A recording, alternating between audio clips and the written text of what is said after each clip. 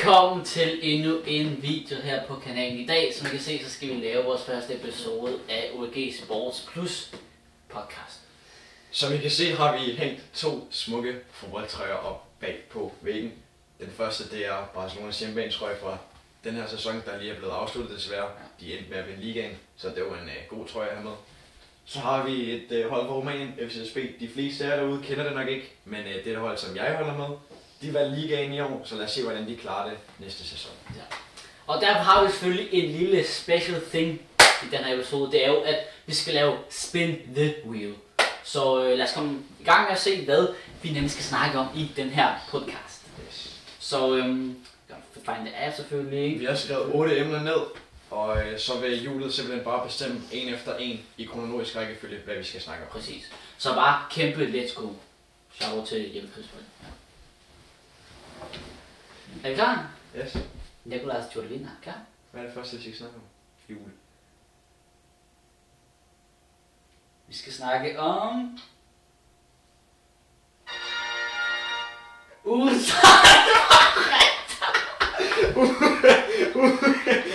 transferrygter. Ugens transferrygter. Altså, når jeg går ind på min Instagram, så får jeg ret mange opslag med for eksempel Rashford til Barcelona, Præcis. Nico Williams til Barcelona, eller Luis Diaz. Og det er egentlig de tre, der florerer ret meget rundt lige nu. Men det der er noget af det, der er mest højt lige nu, det er jo om ham der, Kevin Mbeumo, kommer til Manchester United, ja, fra Brentford. Det har Fabrizio Romano lagt noget op med jo. Ja, det er rigtigt. Ja. Men altså, det synes vi jo er sjovt, det er jo, altså han spiller jo, altså hans træner er jo lige taget til Tottenham. Så derfor ville det jo give god mening for ham at tage til Tottenham der, fordi han kan noget træner. Jeg føler faktisk, at han kunne passe ret godt ind i Tottenham system. Ja, præcis. Ja.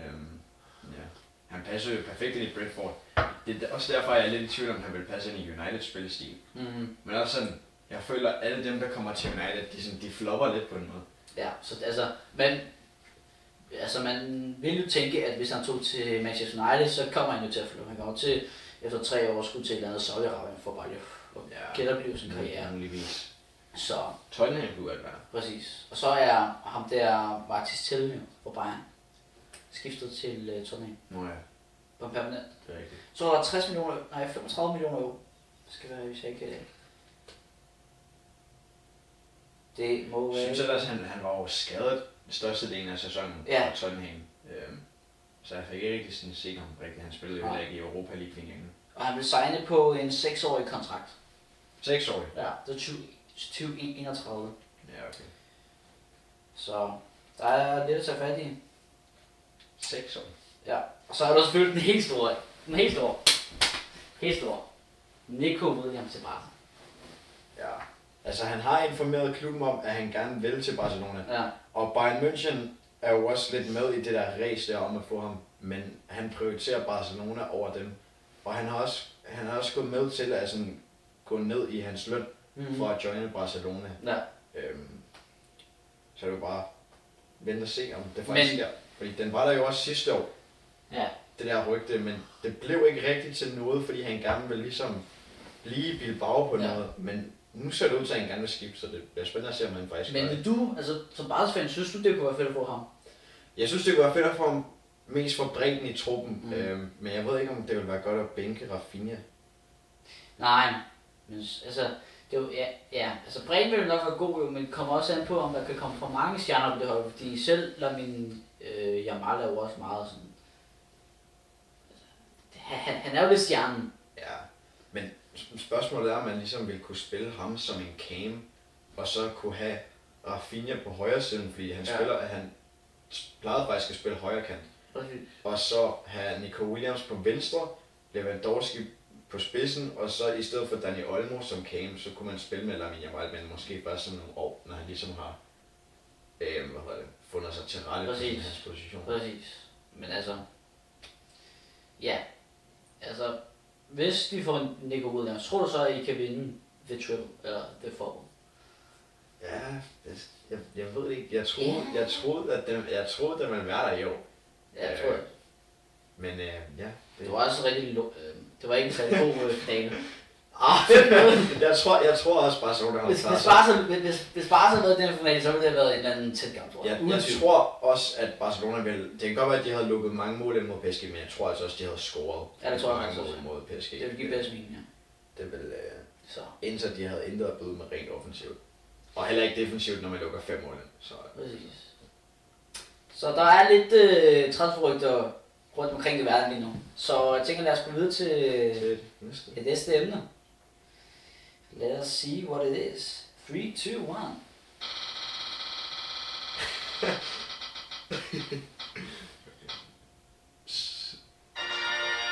Den romanske Superliga. Yes, jeg tror bare, jeg går nu, hvis det hedder sig. Nej, men altså, jeg vil have det på samme måde, hvis vi skal snakke om den græske. Jeg kan nævne FCSB. Ja, det er jo dem, vi har her. Og så har vi Cluj. Ja. Og så har vi det der... Rapid Bukarest, Dynamo Bukarest og FCSB. Det er ligesom de 3 hold, der er i hovedstaden, ligesom FCK og Brøndby, ligesom er inden for hovedstaden. Og hvem var det, der vandt i år? Det var FCSB, og de vandt faktisk også sidste år, hvor de bare ikke formåede at komme med i Champions League, men kom i Europa League, og så klarede sig faktisk fint nok der. Så fik de bare lige Theo af Lyon. Ja, i hvad? 8. finalen? 8. finalen, ja. Og det var det, der var lige efter gruppespillet? Ja. Okay, så de kom ikke så langt? Eller nej, der var lige den der playoff-kamp mod PAOK, som var efter gruppespillet. Fordi så det var en 16. finale? Nej, eller ja, på en måde. Men det er fordi, at det var kampen efter gruppespillet? Jamen, de kvalificerede sig nemlig ikke direkte. Det er kun de første 8, der går direkte. Så det var sådan en slags kvalifikationskamp til knockout. Okay. Jeg tror, de sluttede på... Hvad var det nu? Det var i hvert fald... Det var ikke så langt tilbage i tabellen. Nej. Men og hvem kom så på en anden plads? Det gjorde de der Cluj. Og de får hvad? Er det Europa League eller? De får... hvad hedder det? Jeg tror de vandt pokalen i år faktisk. Ja. Så muligvis får de Europa League, hvis det er dem, der vandt pokalen. Ja, og dem, der så bliver toer i ligaen, de får normalt Conference League. Og dem vil jo så været, altså plejer 4. pladsen at få noget? Jamen, det er fordi i den her situation, der er det sådan, at Cluj, de vandt pokalen, så de får Europa League, og så 3. pladsen for Conference League, og så 4. pladsen for også Conference League, fordi at Cluj ligesom fik den her Europa League plads. Så der er 4 hold, der kommer med i europæiske. Men altså, Rapid Bukarest var jo ikke så gode i år, eller hvad? De kommer på en 5'er. Ja, de har ikke været så gode, men der var lidt problemer med deres træner, og sådan, de har skiftet træner mange gange. Og så Craiova, de var ikke heller ikke så gode. Eller jo, de kom ind på en 3. plads. Og det var jo... De spillede okay solidt igennem hele sæsonen, men det er ikke fordi de spillede sådan virkelig godt fodbold. Og så bliver vi desværre nødt til at sige farvel til Gloria Busan, der var rykket ned. Ja, der var rykket ned. Men så får vi så Metal Globus op i ligaen, som jeg ikke kender, men de kommer i hvert fald op. Men er det kun 16, der er kommet ned, eller er det både 16 og 15? 16'eren og 15'eren rykker vist direkte ned, og så 14 og 13, de spiller playoff. Så der er 2 hold, der skal spille playoff? Jamen det er fordi 14 og 13, de skal spille mod et hold fra anden liga, og man kommer op, og de andre rykker bare direkte ned. Ja, præcis, okay. Det er bare fordi, der for eksempel i den tyske liga, der er det jo kun 2 hold, der skal ned, og så 1 hold, der skal spille playoff. Ja, det er rigtigt. Så det er spændende. Der er lidt at tale om. Det er der. Det er spændende at se, om der tager titlen næste år. Det er det. Så lad os se. Jeg skal videre til et næste emne.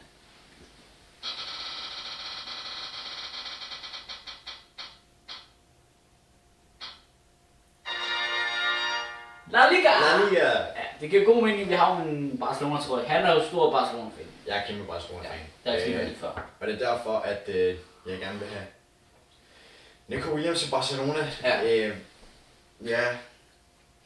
Altså, Real Madrid har også lige fået en ny træner. Ja, og det bliver spændende, fordi så er det jo Hansi Flick, jeg skal køre videre på hans gode momentum fra den sidste sæson, ikke? Og så ser om Xabi Alonso kan sådan pille lidt ved hans op på en eller anden måde. Ja, så er det på den måde. Men ja, men det er jo sådan 2 Bundesliga-trænere på en måde. Det er det. Så det bliver spændende at se. Og så... hvem er det, der er for Champions League? Det er Bilbao, og så er det Villarreal, og så er det Atletico Madrid. Ja, præcis. Og så er det Betis får jo så Europa League. Ja. Og selv hvis de har vundet Conference League, så vil de jo stadig få Europa League. Ja, så der var, ja. Ja, ikke fordi at det så er okay, at de tabte Conference League finalen på den måde, men nej. Og hvad siger vi farvel til? Er det... Skal de? Det kan jeg faktisk ikke huske. Jeg tror det var... Det er det ikke Alaves? Nej, Alaves bliver op. Det er Leganés, er det ikke? Leganés, Las Palmas og Valladolid. Las Palmas. Det er nederen. Det er nederen. Men jeg troede ikke, og Sevilla og Girona var faktisk også set på. Sevilla og Girona, de var 1 point fra 18. pladsen begge to. Og Girona, de kom jo på 3. plads sidste år. Ja, og fik Champions League, det er der man jo sygt ting. Det er vildt nok at gå fra en, men de rykkede jo op. Ja. Og så fik de 3. plads, og nu er de så nede der. Præcis. Men de solgte også mange af deres spillere. Ja, de solgte mange af deres spillere, og det er jo også, altså det samme med, hedder den nu, Union Berlin jo. Ja, det er rigtigt. De fik jo også Champions League. Så man spiller godt en sæson, og så lige pludselig så alle de andre store hold gerne købe en spiller, fordi man spiller godt et år. Ja. Og Celta Vigo også. Celta Vigo får Europa League også. Det er fedt. Og så Rayo Vallecano får Conference League. Det er godt nok længe siden, jeg har hørt om dem i europæisk fodbold. Ja. Det var folk afspillet, kan jeg huske. Ja. Så der er i hvert fald, altså hvis jeg skal fokusere på noget i den kommende sæson, så det ville det være Celta Vigo. Fordi at Daniel Vaz har spillet noget. De har faktisk lige hentet en romansk målmand. Har de det? Ja. Radu. Nå, ja, jeg tror faktisk, jeg kommer til at følge med i deres kampe. Det kommer også nu, fordi både, altså fordi det er et fedt hold, synes jeg, der har spillet, altså både Pio Sisto og Daniel Vaz har spillet, og Mathias Jensen fra Brentford har spillet. Det er et spændende hold. Ja. Og det er ikke fordi... Og så har de både fået europæisk, og så kan vi håbe på, at de kan komme lidt højere op. Men det er ikke engang fordi, de er et dårligt hold, så de kan godt score og sådan. Ja, det er bare... De forrige sæsoner, der har de bare været lidt nede, sådan 14-13, ja, altså, de har været dernede i bunden, jo. Men det er bare sjovt, sådan de små hold i Spanien, de kan alligevel godt sådan spille lidt tiki-taka-bold. Jo, det er samba-fodbold, ja. Ja, det er vildt nok. Og så kigger man på sådan bundholdene i Danmark, der ikke engang kan få 2 afleveringer sammen. Ja, det var typisk... det dårligste hold i år, det var faktisk OB, fordi de blev jo sidst. Men Vejle, ja. Nu skal vi snakke om Superliga, det var ikke det. Nej, det er rigtigt. Så. Skal vi så lytte med? Ja. Vi spiller... Jeg ser, om det bliver noget... Det kan jo også godt blive det samme emne. Superliga! Danske Superliga? Ja. Og så er der jo det med timingen, og det med, at der ikke findes tilfældigheder. Når vi lige kommer ind på Superligaen, at det så bliver den, vi skal snakke om, hvilket egentlig passer perfekt. FCK vinder mesterskabet. Og pokaltitlen. Meget tæt. Og pokaltitlen. En dobbelt. Ja.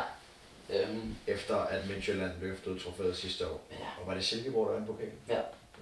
Men i år, der blev det sgu, og jeg var jo på stadion, da de fik pokalen. Da de fik pokalen. Så det var fedt nok. Mod FC Nordsjælland. Ja. Så kan jeg sige, at jeg har en lille announcement her på kanalen, ja. Ja. Nå. Jeg vil bare sige, at nu hvor vi jo vi går meget ind, altså vi kommer til at snakke om fodbold i næste sæson, og vi kommer til at gå i dybden med forskellige ligaer og det der. Så har jeg jo fået platinkort jo til parken. Nå, har du det? Ja. Så jeg kan komme ind og se alle FCK-kampene. Så det betyder jo, at jeg kan vlogge nogle af kampene, og så kan jeg hive ham der med os. Så kan jeg hive ham der med. Men ja, så lad os håbe, at de kvalificerer sig til Champions League så. Jeg håber, de kommer i Champions League. Det håber jeg, det kan jeg også. Ja. Også med det nye format der, at det ligesom er 4 hjemmekampe i stedet for 3 hjemmekampe. Præcis. Ja, det ville jo være fedt, at det kunne se 4 kampe i parken. Ja. I Champions League. Jeg tænker også, det kunne også være fedt at komme i Europa League. Ja, så det er ikke bare det fede kamp. Bare ikke Conference League. Conference League, det bliver bare fedt. Men det tror jeg heller ikke, men altså, de skal jo spille 3 kampe for at komme i Champions League. Ja, også, ja. Og så, hvis de ikke gør det, så kommer de ned i Europa League. Og hvis de heller gør det, så kommer de faktisk ned i Champions League. Nej, i Conference League. Men det var Conference League i år, synes jeg var lidt svagt, fordi sådan, hvis man kigger på knockoutsen, det eneste gode hold Chelsea mødte indtil finalen, det var rent faktisk FCK, og det var jo ikke engang fordi sådan. Nej. Og så Legia Warszawa. Altså det var ikke fordi det er sværere. Men det var fordi de tabte til sidst 2-1 jo. Men det, altså, de vandt jo 4 i de første kamp, så det var jo... Ja, præcis. Men altså først i finalen mod de Betis, som de alligevel smadrede 4-1. Ja. Men derfor, altså for eksempel, altså FCK var gode europæiske år. Det var selvfølgelig ærgerligt, de tabte til Chelsea. De gav også de tabte til Chelsea, fordi det er også det bedste hold. Ja, præcis. Så der var ikke så meget der. Brøndby bliver 3'er, Midtjylland bliver 2'er. Silkeborg vandt over Randers i det der playoff-spil til Conference League. Og det jeg synes er sjovt ved Superliga, det er, at hvis man vinder det der nedrykningsspil, så får man også europæisk spil. Ja, så skal du spille mod 3'eren jo. Og så har du... Og det er lidt mærkeligt. Ja, præcis. Og det giver ikke helt nogen mening, synes jeg, fordi man skal ikke blive sådan belønnet for... for ligesom ikke at være god nok til at komme i mesterskabsspil. Præcis. Ja, det er lidt sjovt. Det er der jo ikke rigtig de andre. Ja. Og Vejle, de er overrasket, som man overhovedet ikke har troet, med Unuka. Der er så vendt tilbage fra FCK. Ja. Men der er nogle rygter med, at han skal tilbage til Russia. Ja. Så det giver også god mening måske. Jeg synes bare, det var ærgerligt, fordi han fik kun 7 kampe, og i den første kamp, der scorede han faktisk mod Midtjylland, men det var så på et offside. Hvis man kunne sagtens sige, at han kunne noget, han var stærk jo. Men det er også, altså, jeg synes ikke helt, han har bevist sig nok. Nej. De har kun fået 7 kampe. Jeg synes også, at Nathan Trott floppede lidt. Jeg synes faktisk ikke, han var så dårlig igen, som folk siger. Nej, det er jo ikke engang, fordi jeg havde bare regnet med noget lidt andet. Ja, men det er jo fordi, at man husker meget den der kamp mod Başakşehir, hvor han løber ud, og så skyder Pereira bolden over ham. Ja, men det var bare sådan noget miskommunikation. Ja, præcis. Jeg tror, det er det, som folk har i hovedet. Det var så fjort.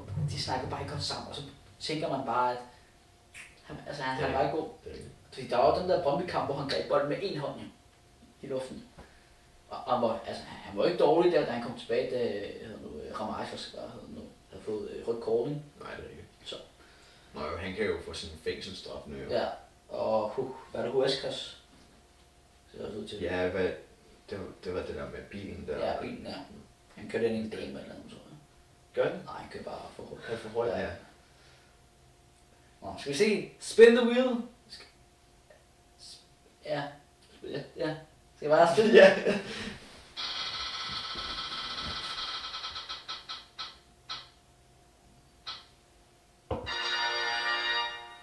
Ugens transferrygter. Der har vi snakket om. Ja, det er. Nå, den fjerner det ikke. Nej. Det er jo sådan noget spændende. Kommende VM i 2026. Det er faktisk spændende. Det er faktisk sygt, at var det ikke Uzbekistan, der havde kvalificeret sig for sådan første gang nogensinde? Ja, for det har jeg faktisk ikke set. Nej, men det er sådan lidt sjovt, fordi sådan... Det er altid fedt at se nogle nye hold. Ja.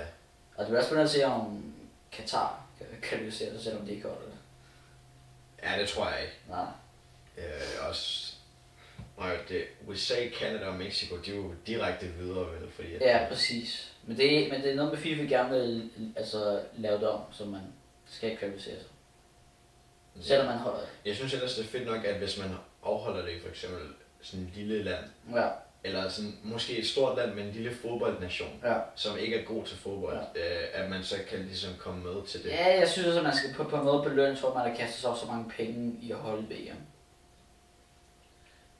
Ja, altså, på en måde var det jo fedt nok det der med Katar, fordi sådan, det var et kæmpe mysterie, det der med deres fodbold. Altså, ingen havde set dem spille jo. Ja. Og så ser man dem, og så taber de bare alle 3 kampe. Var det ikke første gang, at værtsnationslandet taber åbningskampen? Jo, eller sådan noget? Eller bare alle kampe, var det, tror jeg bare. Ja, de tabte jo 3-0 eller sådan noget i første kamp, eller var det 2-0? Det var i hvert fald mod Ecuador, hvor ham der Valencia.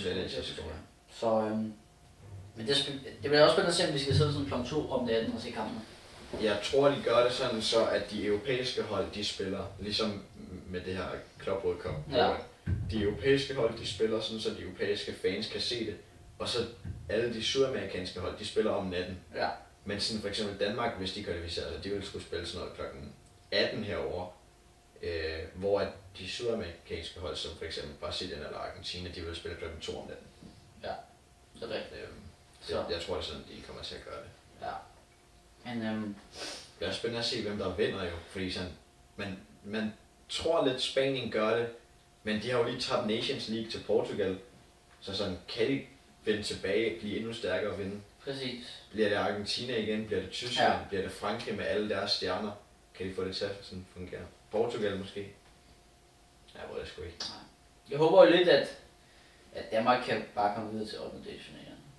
En VM i Katar, hvor vi spillede uafgjort mod Tunesien, tabte til Frankrig, tabte til Australien, 2-0 i sidste kamp.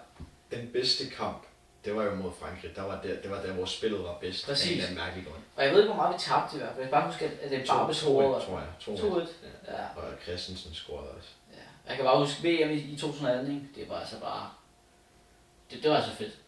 Ja, det var også en stor overraskelse der mod Kroatien. Ja. Scorer efter 2 minutter eller sådan. Jeg havde Sanke, og jeg er på vej hjem fra Bornholm, tror jeg, så hører jeg bare i hele det der sådan komplekse bare sådan... Ja, den der straffesparkskonkurrence. Ja.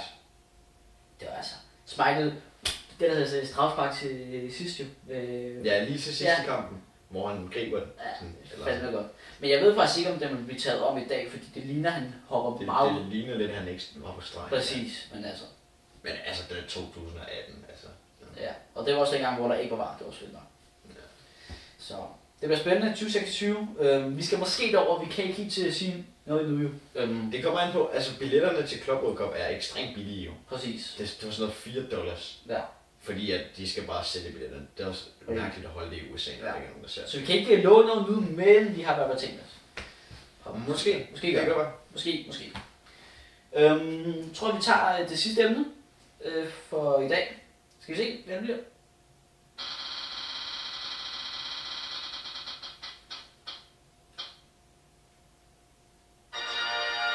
Vi skal selvfølgelig snakke om den græske liga. Den græske liga, ja.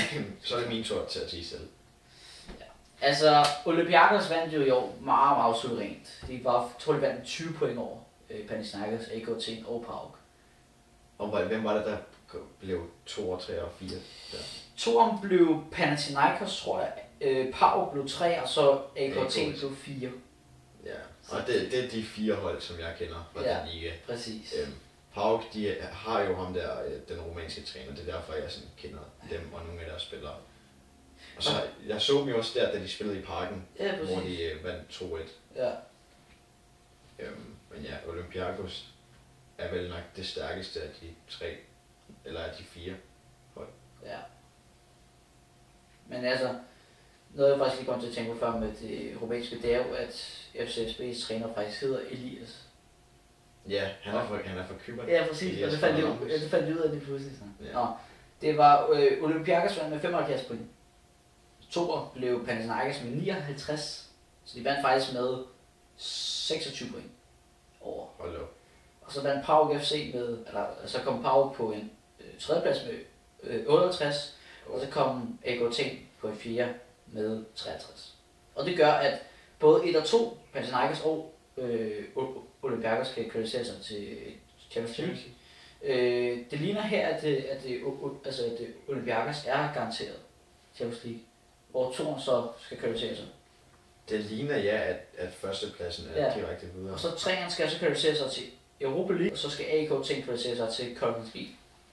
Jeg tror faktisk, det er sådan for den her sæson, at Olympiakos er direkte videre. Ja, fordi de kom lige på en 15. De er direkte videre. Ja, præcis. Og det er jo på en måde fedt nok, synes jeg. Det er faktisk vildt nok, at den græske liga, fordi det er jo virkelig kun de 4 hold, der er gode. Præcis. Men de præsterer jo også bare i Europa. Det er rigtigt. Og så har jeg jo lidt et svagt punkt for Atromitos Arthinon, hvis du kender dem. Dem kender jeg ikke. Nej. De blev 7 faktisk, og det er faktisk fint nok. De kom med i kvalifikationsrunden. Hvad er der med dem? Nå, de er også fra Athen. Nej. Er de? Det ved jeg faktisk ikke. Skal jeg ikke. Atromitos Athens. Atromitos Arthinon. Jo, det kunne også godt være. De har en målmand fra Moldova. Nå. Sted. Tænker i hvert fald godt, du kunne... Ja, det finder vi. Så ja, og så siger vi desværre farvel til det her hold. Pas Lamia. Og det plejer faktisk at være heroppe. I forrige sommer. Hvor det her... Der har også været til Athenhold. Det er Kalifea. Der er godt nok mange Athenhold. Ja, der er mange Athenhold. Så... Så er der jo lige ham der, Dimitris Emanuelidis fra Vejle, skiftet til Asteras Aktor. Bro, jeg kender ikke det der hold. Umuligt, at der er nogen af jer derude, der også kender det hold. Skriv lige i kommentaren, hvis I har lidt med græsfodbold, eller bare romandsfodbold. Ja. Så har vi sådan et community, man kan sige, det er ikke at snakke. Jeg tror ikke, der er nogen, der kender det der hold. Det tror jeg heller ikke, det håber jeg. Man har aldrig nogensinde hørt om. Så. Ja, det var, det var ligesom første lille hyggesnak fra dagens podcast. Vi ved ikke, om det bliver ugenligt, eller hvad det bliver, men det håber vi i hvert fald. I har i hvert fald første episode nu. Ja. Men ja. Og vi kan i hvert fald sige, at det ikke kun bliver os to, der snakker. Der kommer nogen ind. Vi skal have nogle gæster ind, ja. Måske allerede næste gang. Eller næste gang. Ja. Og det kan faktisk være, at der allerede er et nyt medlem af den her kanal. Hvem ved? Hvem ved ikke? Det finder jeg ud af. Ja. Så der er ikke meget at sige tak, fordi I gad os med. Husk at like og subscribe. Og så ses vi bare næste gang. peace out.